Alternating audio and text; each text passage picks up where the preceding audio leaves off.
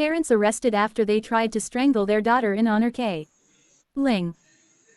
Police body cam footage shows the moment after a mother and father allegedly tried to strangle their teenage daughter in an honor K. Lling. Ihsan Ali, 44, and his wife Zara Subi Mohsen Ali, 40, were charged with attempted murder, attempted kidnapping, and assault after the attack on October 18, 2024. The girl, 17, who was not named, ran away from home to Timberline High School in Lacey, Washington, after her parents tried to put her on a plane to Iraq. Her father had recently been threatening her with honor K. Lling for refusing an arranged marriage with an older man in another country, court documents stated that the girl told police. Subsequently, Ihsan went to the school to attack his daughter. Shocking video showed Ihsan on the ground with his daughter in a chokehold outside the school, while classmates desperately tried to free her. Police body cam footage obtained by Daily Mail showed the aftermath of the attack minutes later when officers arrived at the school at 2:18 p.m. By then, the girl's brave 16-year-old boyfriend and his classmates had fought off Ihsan, saving her life, and adult passerby Josh Wagner restrained him on the ground. Ihsan brazenly declared to police, while in handcuffs, that his daughter would come home if he asked, despite him allegedly trying to murder her minutes earlier, while his wife Zara had a meltdown over his arrest. Both the girl and her boyfriend, who was allegedly punched in the face by Ihsan while defending her, suffered numerous injuries in the fracas. The vast majority of the released footage is from the perspective of the first cop on the scene, Officer Sofal Hiang, and the audio is often muted to censor certain details. Hiang handcuffed Ihsan while Wagner helped hold him down until backup arrived, while his eldest daughter Haneen Ali, 21, insisted her dad did nothing wrong. Haneen is accused of trying to fend off her younger sister's classmates so their mother Zara could allegedly choke the girl to death in the honor K. Lling. He was trying to kill her, one of several students a few feet away said, in reference to Ihsan's alleged attack on his daughter. My sister ran away. My mom tried to get her to talk with her, but there was this guy who held her, really aggressive, Haneen claimed, likely about her sister's boyfriend. Hiang hauled Ihsan to his feet and marched him to a police car past Zara, who was hysterically wailing and crying. Police were unaware at this point that Zara allegedly also tried to strangle her daughter after classmates stopped Ihsan, or that Haneen, who has not been charged with a crime, allegedly tried to fight off students who tried to intervene. Ihsan several times demanded to speak to the daughter he allegedly tried to murder, even when Hiang opened the trunk to retrieve equipment. You will not speak to your daughter, Hiang replied. We're investigating a criminal investigation right now. Ihsan replied. Just let me tell her to come home, not like that. If I tell her to go home, she will go home. Hiang ignored him and closed the trunk. He later identified Ihsan as the primary aggressor during a call to his supervisors. The officer, who only joined the LPD in March 2021, tried to read Ihsan his Miranda rights, but was ignored when he asked if the suspect understood them. Instead, Ihsan again demanded to speak to his wife and called Zara's name, then began yelling to her in Arabic until Hiang gave up and closed the door.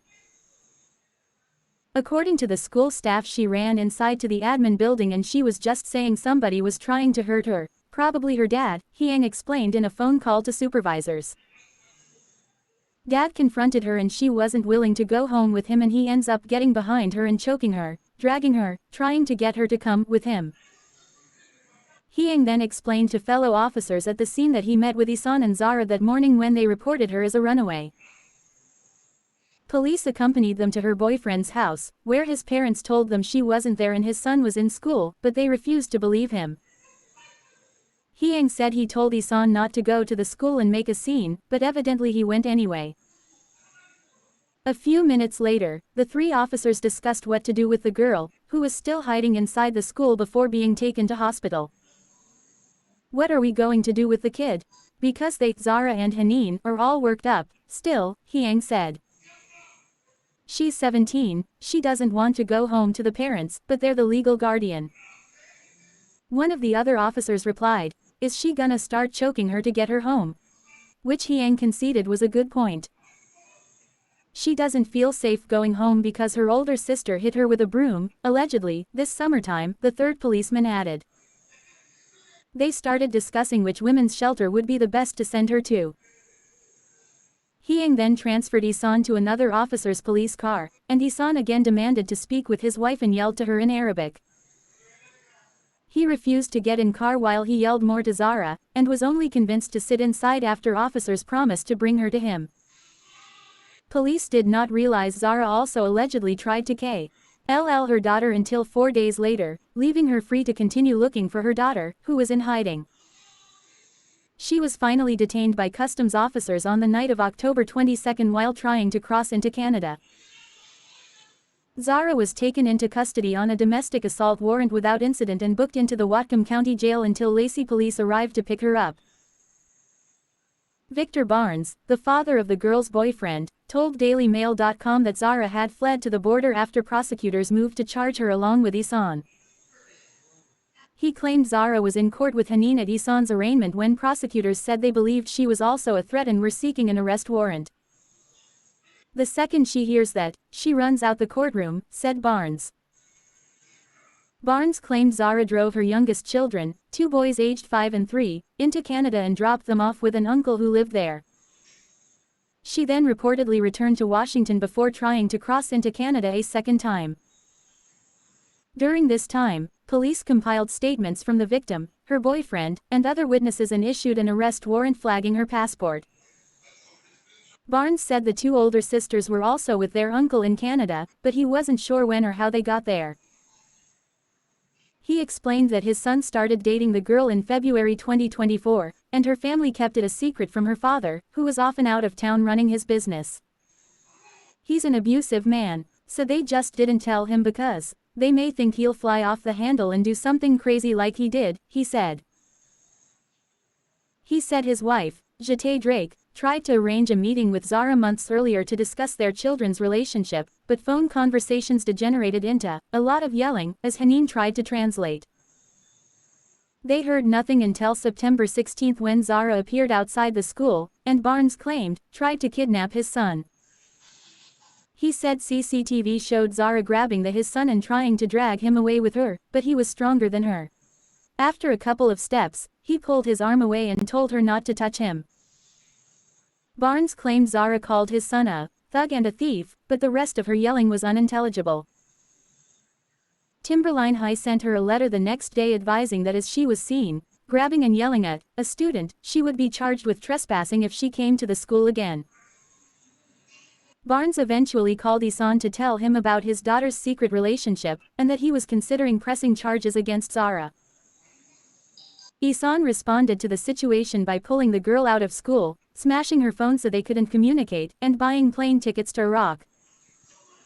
So they wanted to seclude her, and during this period of time, that's when he was threatening to kill her and was starving her and crazy stuff, Barnes claimed. The girl outlined shocking alleged abuse at the hands of her father in an interview with police days after the attack, and claimed one of her brothers, who is autistic, was treated even worse. Barnes said his son didn't see or hear from the girl until she showed up at the school on October 18, asking for help. After speaking with Ihsan, Barnes got a protective order against Zara on his son's behalf, and then got one against Ihsan after the girl was attacked. At the end of the school day, the school made my child responsible for this girl's safety by asking him to help this girl get on the bus, Barnes wrote in the application. They continued to put this girl's family situation in the lap of my child as if he's an adult and understands the gravity of everything. Barnes said his son was still not doing well mentally after he was allegedly punched in the face by Ihsan, then had to watch his girlfriend almost be murdered pound red in front of him as he desperately tried to save her. He's just trying to keep it together, trying to not feel so tensed up all the time, he said, noting he had a breakdown in late November. On the morning of October 18, he said the girl's parents showed up at his house with police demanding to know where she was. Barnes told them she wasn't there and would presumably be at the school, then texted his son to warn him. She runs away from home because they wanted to fly her out of the country that day, she's afraid, he said. She shows up at the school in my son's class and the teacher helps her because she looks very malnourished. Barnes said school officials took her to a room and eventually found a safe place for her to go, but did not offer to help her get there.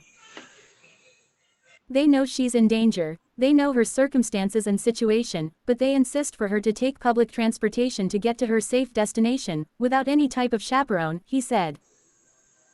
The girl and her boyfriend walked to the bus stop at the front of the school and she spotted her father's pickup truck outside.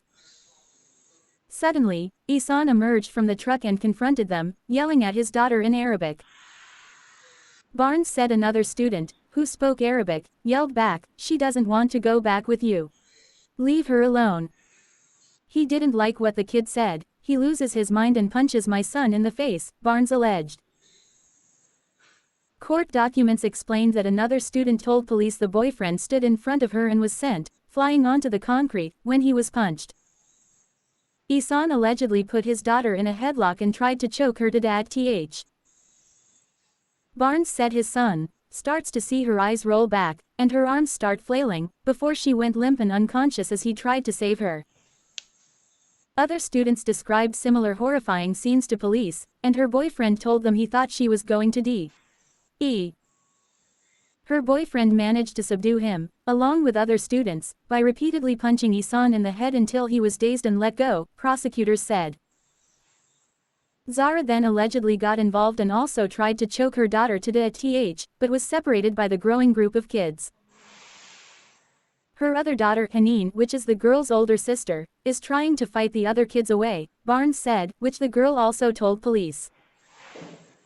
But it's too many other kids and mom isn't as strong as that, so they eventually grab the girl away from mom.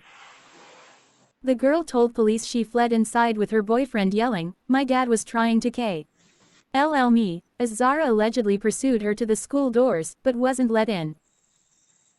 The boyfriend suffered a boxer's fracture as he tried to get Ihsan off his girlfriend, which is now in a cast. The girl was taken to Providence Street Peter Hospital in Olympia for treatment and a strangulation exam. Police said they saw scratches on her neck and she complained of neck, throat, and jaw pain, and had difficulty swallowing. She believes she lost consciousness 3 to 4 times during the incident, court documents alleged, adding that at one point she woke up with dirt pressed into her face. The girl stated that she thought she was going to die. Ihsan was not initially charged with attempted murder, and released from jail on October 24 on just a $150,000 bond after a hearing in Thurston County Superior Court before Judge John Skinder. Zara faced a different judge, Christopher Lanese, on the same day, but she was charged with attempted murder and held on $500,000 bail. Almost 2 weeks after his release, on November 5, second-degree attempted murder was finally added to Ihsan's charges.